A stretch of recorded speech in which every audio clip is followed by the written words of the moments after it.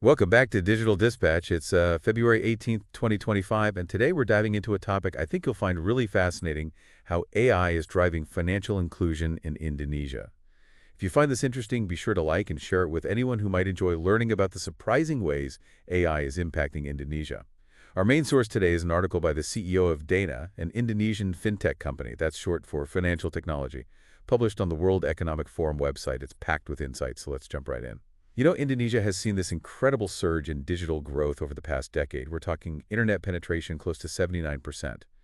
But here's the thing that really caught my eye. Just a decade ago, almost half of Indonesian adults didn't have bank accounts. Can you believe that? It is remarkable when you think about it. We take access to financial services for granted in many parts of the world, but for a huge portion of Indonesia's population, that just wasn't a reality not so long ago. Exactly. But here's where things get really interesting. Fast forward to today, and financial inclusion in Indonesia has practically doubled.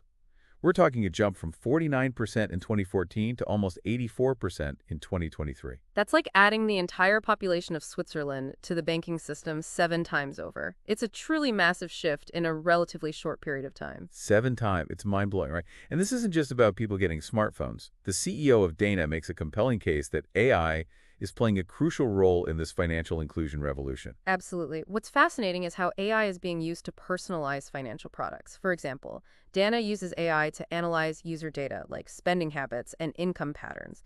This allows them to offer things like microloans tailored to each individual's needs and risk profile, which can be a game changer for people who might not qualify for traditional loans. So it's not just about giving everyone the same product. It's about using AI to understand individual needs and create solutions that fit those needs. That makes a lot of sense. Right, and this personalized approach helps build trust. When people feel like a company understands their unique situation, they're more likely to feel comfortable engaging with financial services. It also opens up opportunities for people who might have been excluded from the traditional financial system. But this rapid rise of AI also brings its own set of challenges, doesn't it? The article mentions the importance of data privacy and cybersecurity, especially as financial systems become more reliant on AI. You're absolutely right, and this is where the need for a balanced regulatory environment comes into play.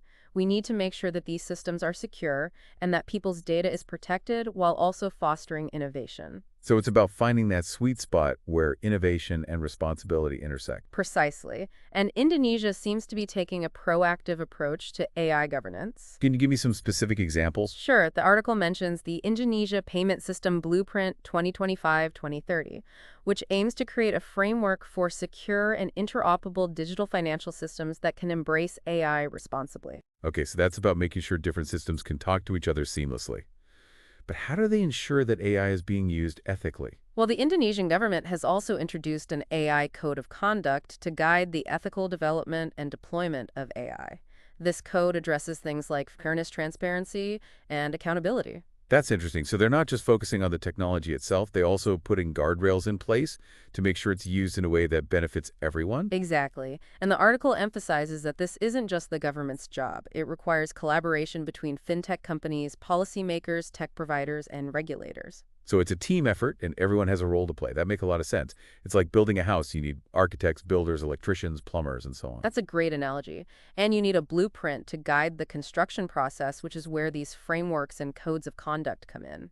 This is already a fascinating deep dive. We've covered so much ground, from the dramatic increase in financial inclusion to the crucial role of AI and the importance of responsible development. And it's not just about setting rules. It's about fostering a culture of responsible AI development. The CEO of Dana really emphasizes that. What's interesting to me is how they're not shying away from the potential downsides of AI. They acknowledge that things like data privacy and algorithmic bias are real concerns. Right, and they seem to be taking concrete steps to address those concerns. For example, they're investing heavily in education and upskilling their workforce, especially within Dana, to make sure their employees understand the ethical implications of AI. That's smart. You can have all the rules and regulations of the world, but if the people developing and deploying AI aren't thinking critically about the potential consequences, things can still go wrong. Exactly, and it's not just about preventing negative outcomes. It's also about making sure that AI is used to its full potential to benefit society. Can you give me an example of what that looks like in practice? Sure. Think about fraud detection. AI algorithms can analyze millions of transactions in real time, looking for patterns that might indicate fraudulent activity. This not only protects financial institutions, but also helps safeguard individual users. So it's like having a superpowered detective constantly on the lookout for anything suspicious. That's pretty cool. It is. And it's not just about security. AI can also help make financial services more accessible and user-friendly.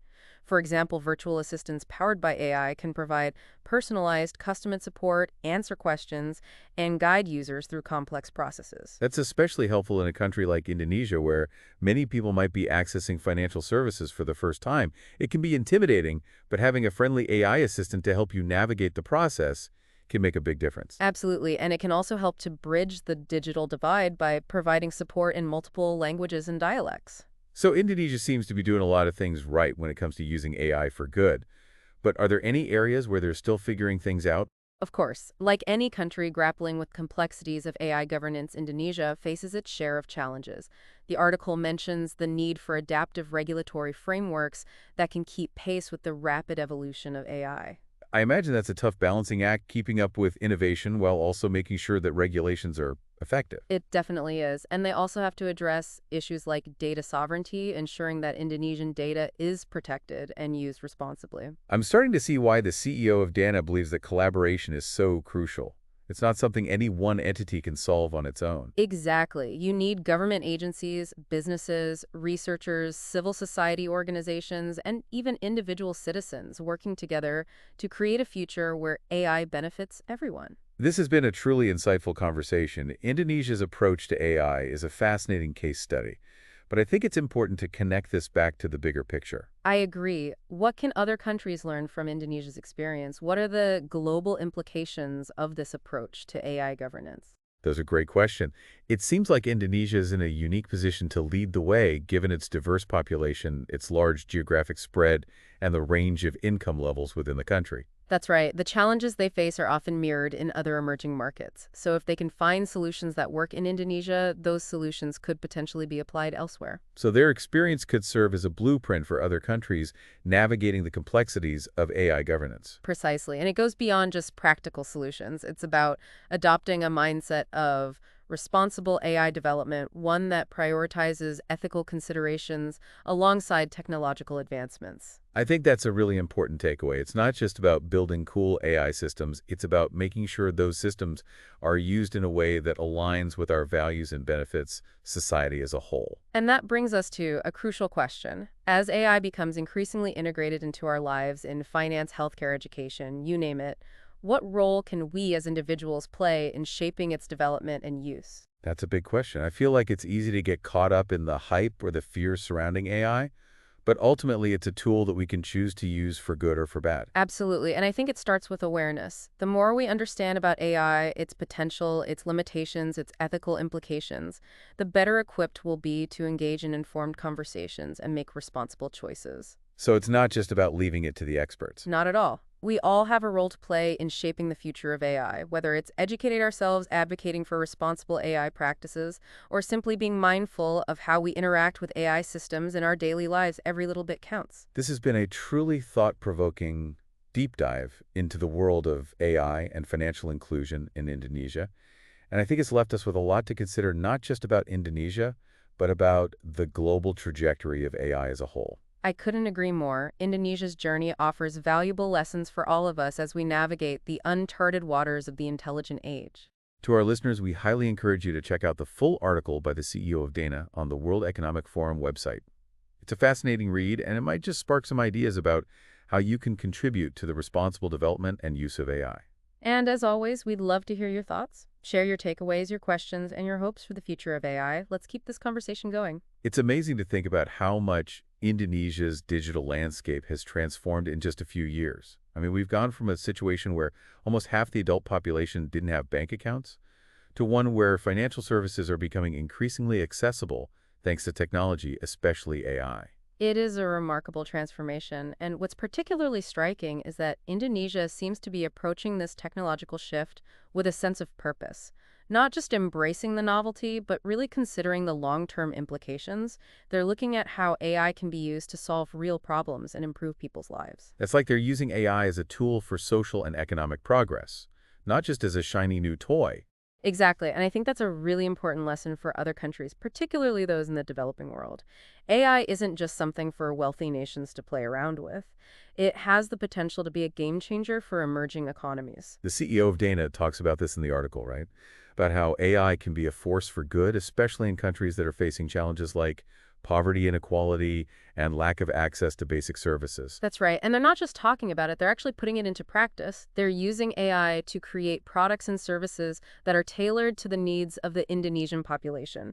Things like microloans, personalized financial advice, and educational resources that can help people improve their financial literacy. It's really inspiring to see how they're leveraging technology to empower people and create opportunities. And it's not just about individual empowerment. The CEO of Dana also talks about the broader economic impact of financial inclusion.